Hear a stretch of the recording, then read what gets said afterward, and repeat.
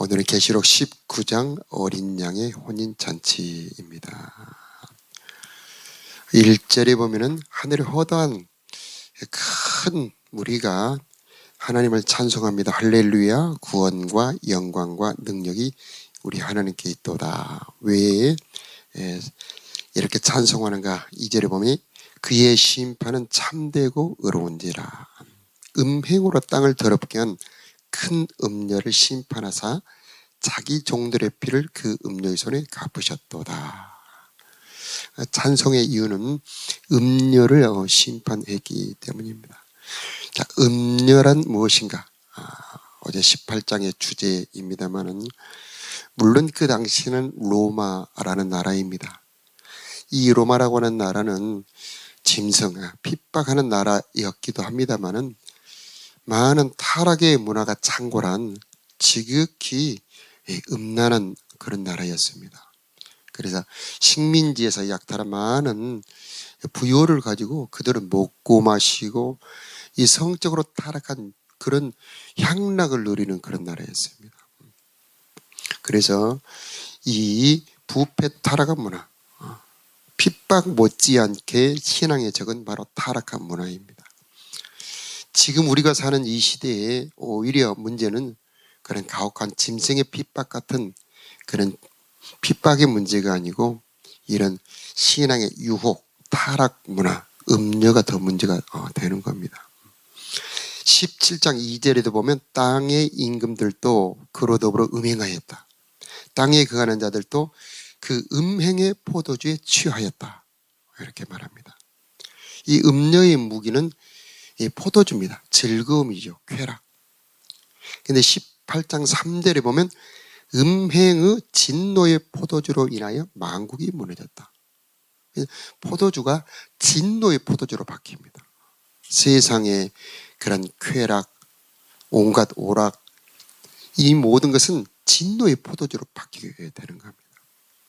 그래서 땅의 왕들이 그로 더불어 음행하였고 이 땅의 상인들도 그 사치의 세력을 인하여 치부하였다.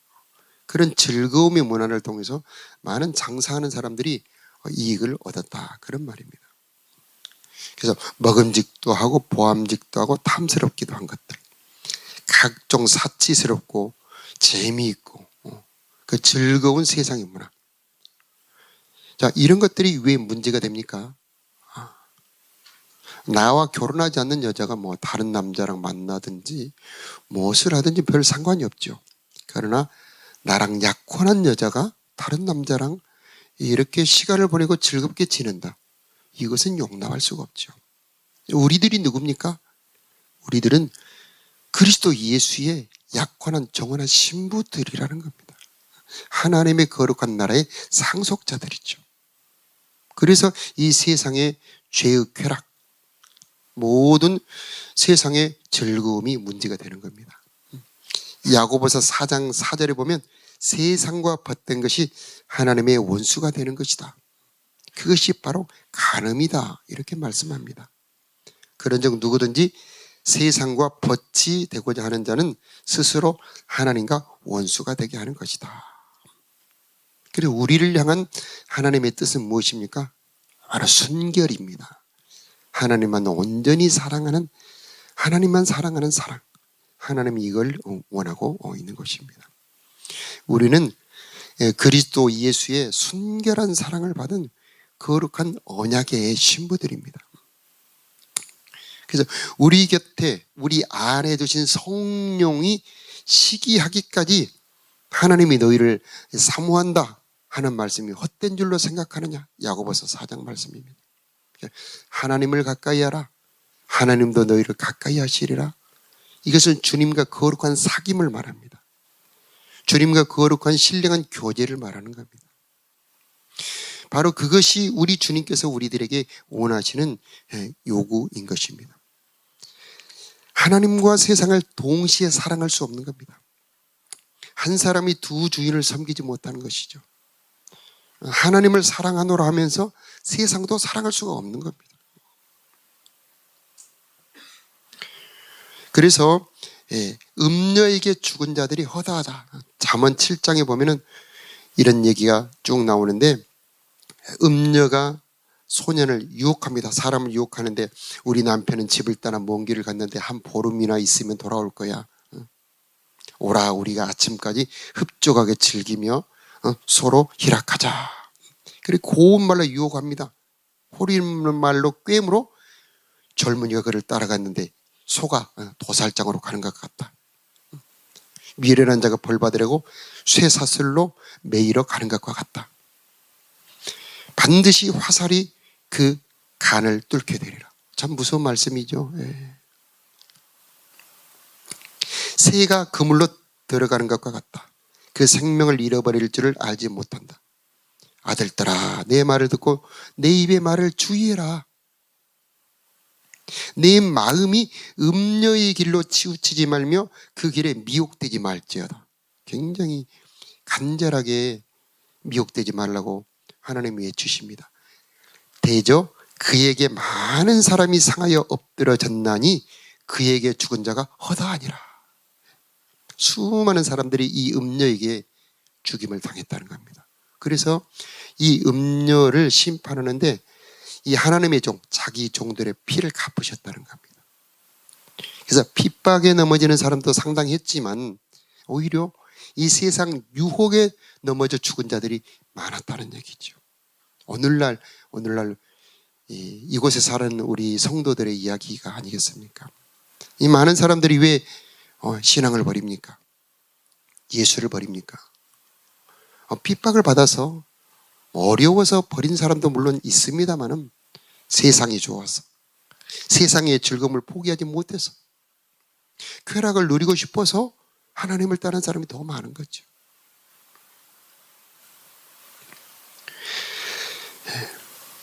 우리 하나님은 엄히 계시록 18장 19장을 통해서 이 음녀는 멸망한다. 결국 계시록은 세 가지입니다. 짐승의 핍박, 음녀의 유혹, 이 거짓 선지자의 미혹, 세 가지입니다. 그래서 우리가 즐기고 노는 이 세상의 모든 정욕의 쾌락, 세상의 즐거움은 우리 주님 오실 때에 모두 불타고 멸망한다는 얘기입니다. 세상의 쾌락은 그때는 즐거움을 주지만은 잠시 후에 독하게 쏘는, 그래서 그를 죽이게 되는 독약과 같고, 주님이 우리들에게 주시는 즐거움이 있는데 그것은 처음에는 씁니다. 십자가, 주님의 뜻대로 사는, 주님과 교제하는 것은 처음에는 쓴맛이지만은 점점 그것은 영혼의 즐거움, 영원한 행복을 주는 것입니다. 그래서 결국 선택입니다. 우리가 세상을 사랑하냐? 주님을 사랑하냐? 육체의 정욕의 즐거움을 찾아가느냐? 내 영혼의 즐거움을 찾아가느냐? 세상의 즐거움은 멸망이지만은 주님 사랑은 영원한 생명과 영광이 되는 거죠. 디모데전서 5장 6절에 보면 일락, 오락을 좋아하는 자는 살았으나 죽었느니라. 세상 사랑은 결국 허무하게 멸망의 길로 가는 겁니다. 그래서 5절에 우리 하나님을 찬송하라.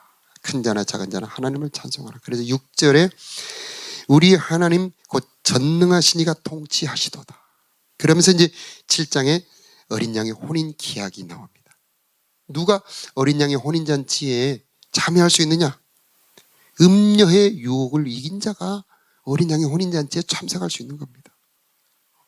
세상 쾌락에 취해 있는 자, 어린 양의 혼인잔치에 참여할 수가 없습니다. 세상 쾌락에 취하여 그 즐거움에 빠질 때 이 세마포는 더러워지는 겁니다. 영혼은 잠들어 버리는 겁니다. 기름은 떨어져 버리죠. 주님 오심을 알지도 못하고 주님을 신랑으로 맞아들일 수가 없는 겁니다. 그래서 전능하신 이가 통치하신다. 우리 주님은 다 보고 계시는 겁니다. 그리고 잠시 쾌락을 누리는 자들은 그 영원한 나라, 그 통치 영광의 세계에 들어갈 수가 없는 겁니다. 자, 우리 7절과 8절을 함께 읽도록 하겠습니다. 시작. 우리가 즐거워하고 크게 기뻐하며 그에게 영광을 돌리세 어린 양의 혼인 기약이 이르렀고 그의 아내가 자신을 준비하였으므로 그에게 빛나고 깨끗한 세마포 옷을 입도록 허락하셨으니 이 세마포 옷은 성도들의 옳은 행실이로다 하더라. 아멘. 그래서 우리는 우리들에게 주신 이 건강과 재물과 시간을 가지고 어디에 쓸 것이냐? 하나님을 사랑하는 데 써야 된다. 나를 창조하신 목적, 나에게 이 모든 구원을 주시고 나의 삶을 이렇게 주신 그 목적이 무엇이냐? 다른 데 쓰라고 주신 것이 아니고 하나님을 사랑하라고 거기에 쓰라고 주신 것이다. 그래서 내가 주님을 사랑하는데 정말 힘을 쓰는가? 내 시간을 쓰는가? 음행의 포도주에 취하여 사느냐? 예수 사랑 성령에 취해 사느냐? 자신을 돌아봐야 되는 겁니다. 그래서 기뻐하고 즐거워하라. 혼인기약이 이르렀다. 재림날은 혼인날입니다. 우리가 구원받은 날, 예수 영접하는 날은 약혼날입니다.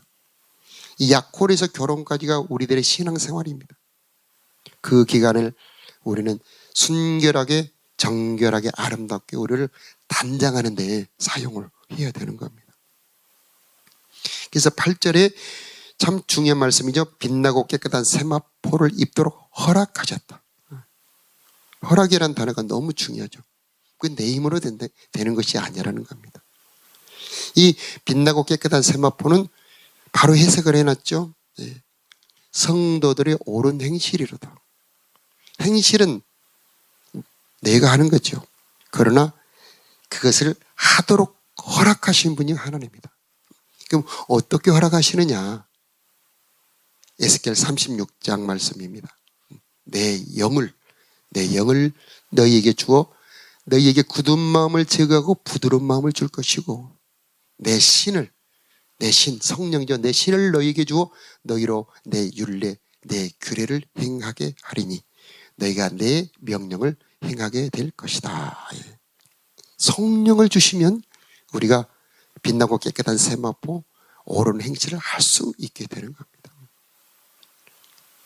여러분 결혼해 보신 분들 그날은 여자로서는 최고의 날이죠. 이 날은 가장 아름답게 꾸미잖아요. 우리 주님 오시는 날 우리가 이 결혼할 그 결혼은 최고의 날입니다. 상상할 수 없는 영광의 날이죠. 우리가 결혼할 신랑은 어떤 분입니까? 만왕의 왕 만주의 주. 하늘과 땅의 모든 권세를 가지신 분. 영원히 다스리고 통치할 지극히 존귀한 분입니다. 말로는 다 표현할 수 없는 분이죠. 계시록 1장에 그 영광의 모습을 자세히 설명하고 5장에 천천만만의 천사들이 경배하잖아요. 이 어마어마한 분이 내 신랑이다. 이게 정말 믿어질 때에 우리들의 삶에는 변화가 일어나게 되어 있지 않겠습니까? 그분을 사랑하는 것이 내 영원한 행복이요 내 영원한 운명을 결정한다. 이것이 정말로 믿어진다면 우리들의 삶에는 많은 것이 변화되게 될 것입니다. 내가 왜 깨끗해야 됩니까? 왜 빛나는 옷을 입어야 됩니까? 바로 우리 주님이 너무나 엄청난 분이기 때문이죠. 지극히 찬란한 그 영광의 주님과 영원히 살아가야 된다. 그 영광의 나라를 미리 본다면 우리는 자신을 정결하게 가다듬지 않을 수가 없게 되는 겁니다. 찬양 중에 이런 찬양이 있죠. 너무나도 아름답도다 주님 계신 영광의 나라. 너무나도 귀하도다 주님 계신 영광의 보좌. 아, 저 영광의 나라 내가 소망하오니 죄를 가지고는 갈 수 없어 주님 계신 영광의 나라. 이런 찬양이 있습니다. 주님의 영광을 바라본다면 나의 이 초라한 모습으로는 갈 수 없다는 것을 알고 부지런히 단장할 수밖에 없는 겁니다. 요한일서 3장 2절에 보면은 그리스도께서 나타나실 때, 즉 재림 때를 말합니다. 우리는 그분의 참 모습을 그대로 보게 될 것입니다. 그리고 우리도 변화될 것입니다. 이런 소망을 가진 사람은 누구나 그분이 깨끗하신 것처럼 자신을 깨끗하게 할 것입니다. 라고 요한일서 3장 2절에 말씀하고 있습니다. 자, 오늘 계시록 19장 8절 말씀, 그에게 빛나고 깨끗한 세마포 옷을 입도록 허락하셨다는 말씀, 오늘 기도의 주제가 돼야 되지 않겠습니까? 하나님, 나에게도 허락하여 주시옵소서. 빛나고 깨끗한 세마포 옷을 입도록 주님 허락하여 주시옵소서. 그래서 주님의 영광의 그 혼인잔치에 꼭 들어가는 데가 되기를 원합니다.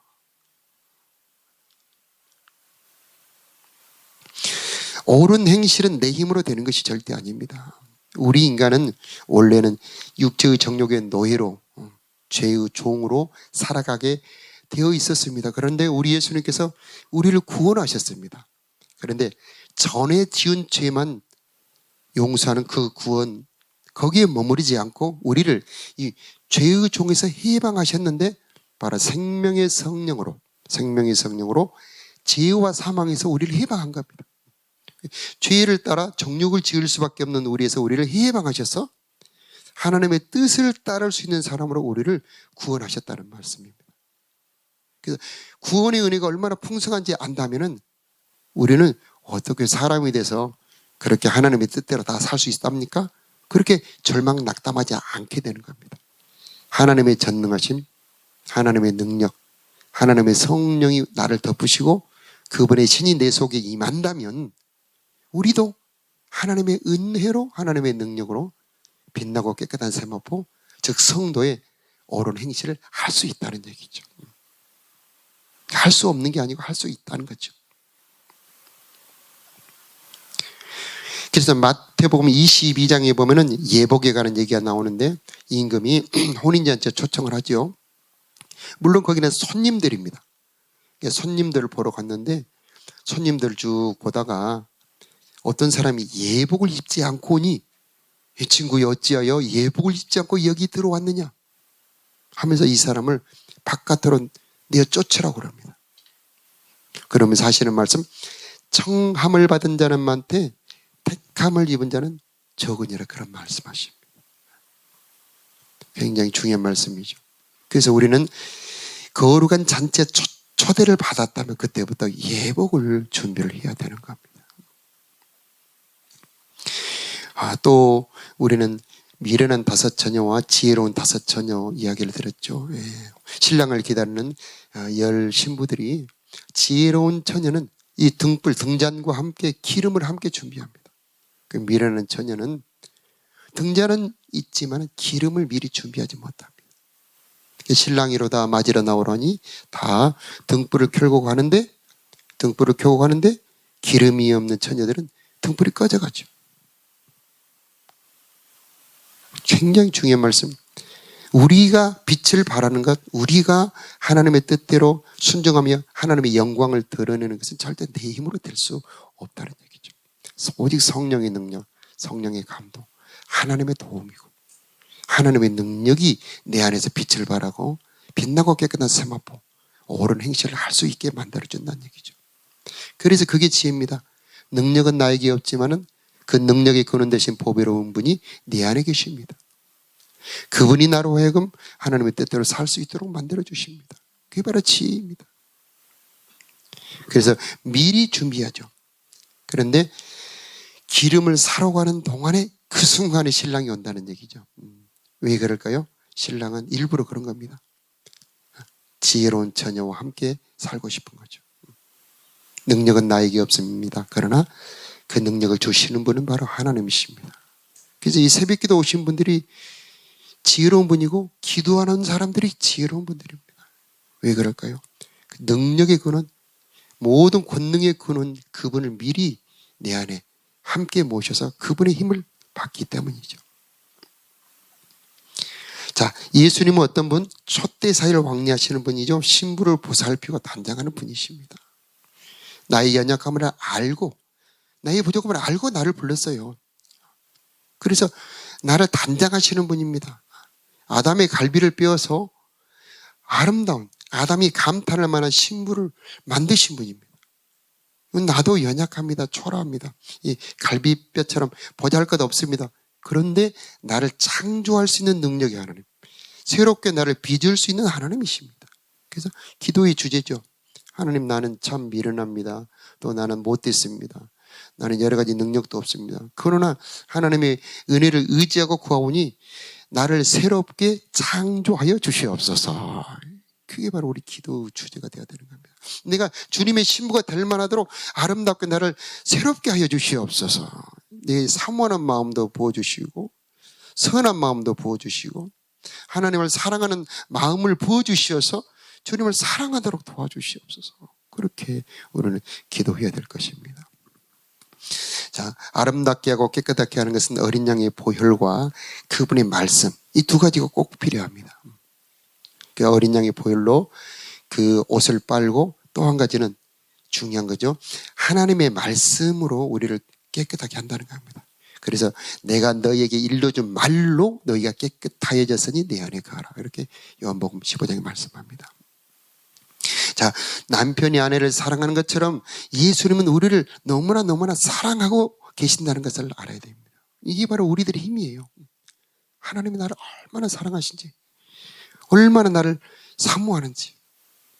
내가 주님을 사랑하는 것보다 훨씬 더 주님이 나를 사랑하신다. 이게 바로 우리 살아갈 힘이 되는 겁니다. 기도할 주제가 되고 기도할 이유가 되는 것입니다. 자, 우리는 스스로 단장할 수 없지만은 우리를 사랑하시는 분이 나를 흠도 없이 티도 없이 아름답게 자기의 신부로 빚을 만큼 우리를 사랑하고 계신다는 것을 알고 우리는 기도해야 될 것입니다. 여러분, 지금 시대를 보니 주님의 재림이 정말 얼마 남지 않았다는 게 분명하지 않습니까? 우리는 깨어야 됩니다. 기도해야 됩니다. 자, 마지막에 보니까 그 천사가 너무 엄청난 말을 하고 그러니 그 천사에게 경배하려고 할 때에 나에게 경배하지 말아라. 그러죠. 그래서 오직 하나님께 경배하라. 예수의 증언은 예언의 영이다. 그렇게 말씀을 합니다. 이 말씀도 중요한 말씀입니다만 이것은 천사는 자기는 전달자일 뿐이라고 하는 겁니다. 그리고 이렇게 자기는 오직 하나님이 하라고 하시는 말씀을 전하는 전달자일 뿐이다. 그리고 이 말을 하는 것은 성령, 예언의 영은 성령을 말합니다. 하나님이 보낸 자는 하나님의 말씀을 하나니 하나님이 보낸 자는 하나님의 말씀을 합니다. 이는 성령을 한량없이 부어주심이니라. 너희가 하는 말은 너희가 하는 말이 아니다. 너희 안에서 말씀하시는 자 성령이니라. 그래서 우리가 어떤 말을 할 때에 내가 하고 싶은 말을 하지 않고 성령이 감동하는 말을 하고 하나님이 하라고 하는 말씀을 할 때 바로 그것은 하나님의 역사가 일어납니다. 왜냐하면 하나님의 말씀이기 때문이죠. 그리고 변화가 일어나고 하나님이 일하시는 겁니다. 이 복음을 전하다가 빠지기 쉬운 함정, 천사는 나에게 경배하지 말으라고 그러잖아요. 자, 능력이 나타날 때에, 권능이 나타날 때에 깜빡 하나님의 자리로 올라가 버리기 쉬워요. 예전에 박태선 장로라고 하는 사람이 어마어마한 능력이 나타났습니다. 정말 우리나라에 100만 명이 넘는 사람이 이 박태선 장로를 추정을 했습니다. 정말 교회마다 그 장로를 추정하지 않는 사람이 없을 정도로. 그런데 그 박태선 장로가 교만해져요. 결국 하나님의 영광을 가리는 사람이 되고 많은 이단들의 원조가 되어버립니다. 자, 우리도 혹시 우리들에게 능력이 나타나고 은혜가 나타날 때에 겸손의 자리로 넘어가야 됩니다. 겸손의 자리로 물러가야 됩니다. 그래서 예언의 영, 이것은 하나님의 성령을 한 말입니다. 나는 그저 전달자일 뿐입니다. 라고 하는 겸손의 자리로 앉아야 될 것입니다. 자, 오늘 기도의 주제, 하나님의 어린 양의 혼인잔치가 가까이 왔으니 하나님 성령으로 나를 허락하여 주시어서 빛나고 깨끗한 세마포를 입도록 은혜 베풀어 주옵소서. 자, 우리 기도하겠습니다.